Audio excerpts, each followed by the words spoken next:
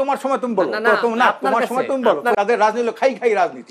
মুসলমান হিসাবে এই কথা কেউ বলতে পারে না। এদেশের চরিত্র কার কি এদেশের মানুষের বলতে বাকি নাই। রাশেদ ভাইয়ের জাগোলাগে সুর মিলাইতেছে তারা। আমরা 6টা দল, ইসলামী দল এবং দেশপ্রেমিক কিছু দল আছে, আমরা কিন্তু ওইখানেই আমরা আলাদা আলাদাভাবে আমরা জাতীয় সংসদ নির্বাচনের আগেই গণভোট চাই এবং তার একটা সুন্দর একটা ব্যাখ্যাও আমরা দিয়েছি কেন আগে গণভোট চাই। এটার উপরে কিন্তু ঐকমত্য কমিশনে হ্যাঁ কিন্তু অন্য তো বলছেন আপনারা ওটা বোধহয় ভুলে গেছে। যাই না না আমি শুনছি ভাই, না তুমি শুনতে কেন? না না বললাম হলো আমরা আমি আপনাকে ধন্যবাদ দিয়েছি যে ভাই আপনি না না না না না সেটা বক্তব্য তো বিভিন্ন ভাবেই দেই। তারপরে আমরা সাংবাদিক সম্মেলন কিন্তু একই কথা বলেছি এবং কেন নির্বাচনের দিন আমরা আমি একটা কোট করি আসলে এখন, সেটা হচ্ছে বিপাটি মুজিবুর রহমান মঞ্জুও বলেছেন যে আসলে ঐকমত্য কমিশন যখন আমরা কথা বলি তখন সবাই যার যার মতো করে ছাড় দেই, আর যখন বের হই তখন টেলিভিশনের সঙ্গে সাক্ষাৎকার দেওয়ার সময় আমরা ভিন্ন কথা বলি। উনি বলছেন যে টেলিভিশনগুলোকে বাতিল করে দেওয়া উচিত।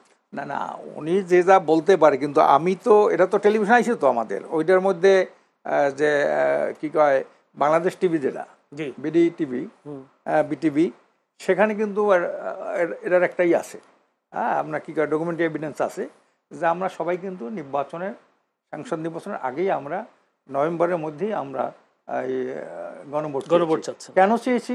একই দিনে হইলে কোনোটারই কোনো তাৎপর্য থাকে না। আর এই গণভোটটা হবে কার ভিত্তিতে, কিসের ভিত্তিতে? আগে যদি জুলাই সনদের যদি একটা গণভোট হইয়া যায় তো এইটার উপরে নির্ভর করবে আগামী দিনে জাতীয় সংসদ নির্বাচন। কাজে এইটা ওনরা যেটা একটা কথা বলে যে এত টাকা 2000-2500 কোটি টাকা লাগবে, এই টাকা এটা কিন্তু আর কোনো ব্যাখ্যা নাই। টাকা খরচ হবে দেশের, এই যেখানে ওই একটা নাসিরুদ্দিন পাটোয়ারি বছরে একজন দুর্নীতিবাজদের টাকাই তো অনেক দুর্নীতির টাকা।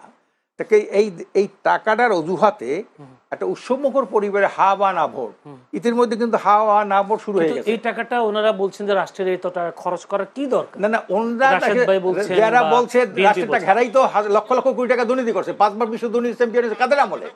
তার দুর্নীতি করছে না, চাঁদাবাজি করছে না, কারণ আপনি জানেন না এক থেকে রাশেদ ভাইরে কারো করবে। রাশেদ ভাইয়ের জাগোলাগে সুর মিলাইতেছে তারা। আচ্ছা তারা করছে না? এটা দেশের ডকুমেন্টারি এভিডেন্স আছে না, টিআইবির রিপোর্ট আছে না, তারা এই কাজটা করছে না। তারপরে কাজী এইটা তো তারপরে নাসিরুদ্দিন পাটোয়ারি তো একটা লোকের নাম বলে দিচ্ছে যে ও যা দুর্নীতি করছে এই টাকাই তো একটা গণভোট হয়ে যায়, করছে না? হেনা কি বলছে যে মামলা করবো, এর মধ্যে করো মামলা দিয়া। আপনি কি এটা বিশ্বাস করছেন? আপনি কি বিশ্বাস করছেন যে নাসিরুদ্দিন পাটোয়ারি যা বলছে সব সত্য? না বলছে তো, মামলা করলে মামলায় প্রমাণ হবে। কেন বলছি না নাসিরুদ্দিন পাটোয়ারি কিন্তু জামাতের বিরুদ্ধে বলতেছে, মামলায় প্রমাণ হবে ও সত্য না মিথ্যা বল। যাই হোক ভাই, যদি একটু আপনি আমাকে অ্যালাউ করেন 30 সেকেন্ড।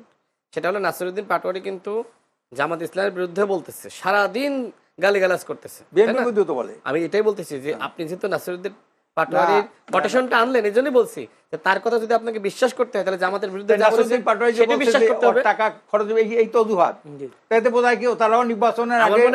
আমার কথাটা আপনি বুঝেছেন, তার মানে ওইটা যদি বিশ্বাস করতে হয় তাহলে এটাও বিশ্বাস করতে হবে। তাহলে এই জামাতের এই ধরনের চরিত্র যেটা নাসিরুদ্দিন পাটোয়ারি বলছে, তাহলে এই চরিত্রের সাথে আপনি কেন যাচ্ছেন? আর কি চরিত্র এদেশের মানুষ সব জানে, এদেশের চরিত্র কার কি এদেশের মানুষের বলতে বাকি নাই। এদেশের রাজনীতি যারা করে তাদের হলো 4টে বৈশিষ্ট্য। রাজনীতি যারা করে তাদের মৌলিক 4টে বৈশিষ্ট্য। 1 নম্বরে তারা মিথ্যা কথা বলে, অধিকাংশ লোক মিথ্যা কথা বলে। 2 নম্বরে চরিত্র নাই, হ্যাঁ। 3 নম্বর হলো আধিপত্যবাদের সাম্রাজ্যবাদের দালালি করে। 4 নম্বর করে মানুষ অধিকারের কথা বলে, অধিকার হরণ করে। এই 4টে হলো রাজনীতির বৈশিষ্ট্য। রাজনীতি তো আপনারাও করেন, আমরা এই সকল রাজনীতি যারা ক্ষমতায় ছিলেন, এটা হলো ক্ষমতাসীনদের যারা ছিল, ক্ষমতায় যারা ছিল তাদের হলো 4টে বৈশিষ্ট্য ইতিমধ্যে প্রকাশ। আমার কথাটা একটু শেষ হয়নি। না না তোমার সময় তুমি বলো, তোমার সময় তুমি বলো, টক শো তোমার সময় তুমি বলো, আমি বলবো না। হ্যাঁ আমার সময়, যার কারণে এরা কখন কি বলে না বলে। এই যে মনে করেন বিএনপি, এরাও তো একবারে ফ্যাসিস্টদের সহযোগী ছিল, আওয়ামী লীগের সহযোগী ছিল। 18 সালে যদি তারা নির্বাচন বয়কট, আমরা 11টার সময় আওয়ামী লীগের সহযোগী ছিল, ফ্যাসিস্টের সহযোগী ছিল না। 18 সালে তারা নির্বাচিত হয়ে 6 জন এমপি পার্লামেন্টে গেল না, এখানে শপথ পড়লো না। 6টা এমপি, মাত্র 6 জন, তার মধ্যে একজন নারী সংরক্ষিত আসনের মহিলা এমপি, তাকেও তো বসাইল সে, এই যে রুমিন ফারহানাকে। তাহলে বোঝা গেল কি যদি সেই দিন যদি বিএনপি শপথ না পড়তো, ওই পার্লামেন্টে না যাইতো, তাই কিন্তু 24-এর এই ঘটনা আওয়ামী লীগ ঘটাইতে পারে না। কাজে এই যে দেখা গেল আওয়ামী ফ্যাসিস্টদের, এবং গণভবনে যখন ডাকলো এই সকল দলকে, আমরা তো সেখানে প্রত্যাখ্যান করছি যে হাসিনা কোনো ডাকে যাবো না, বিএনপি তো সেই ডাকে গেছে, বিএনপি সেখানে যে আলাপ সংলাপ করছে তারা। কাজে এই জন্যে কেটা কোন কথা বলে না বলে, এই তারপরে মনে করেন সুপ্পুর পদত্যাগ, এই সুপ্পুর পদত্যাগ কিন্তু বিএনপি চায় নাই, আমরা সবাই চাইছি সুপ্পুর পদত্যাগ, কিন্তু উনি ওরা যদি চাইতো বিএনপি চাইছে সুপ্পুর পদত্যাগ হয়ে যাইতো। এসে অনেক ভালো লোক আছে, 100 টাইম বেটার লোক আছে। এই সাংবিধানের দোহাই দিয়া, অজুহাত দিয়ে তারা এটা, আওয়ামী লীগের নিষিদ্ধ তো তারা চায় নাই। আমরা যখন রাত 2টার সময় যমুনার সামনে গেলাম, এনসিপি আমরা সহ, তখন কিন্তু তারা কিছু চায় নাই। যখন শাহবাগে আন্দোলনের মাধ্যমে রাতে ঘোষণা হলো যে এটা কার্যক্রম নিষিদ্ধ করা হয়েছে, তখন তারা বলছে 3 মাস আগে আমরা লিখিত দিয়েছিলাম আওয়ামী লীগকে নিষিদ্ধ করার জন্য, বিএনপি বলতেছে।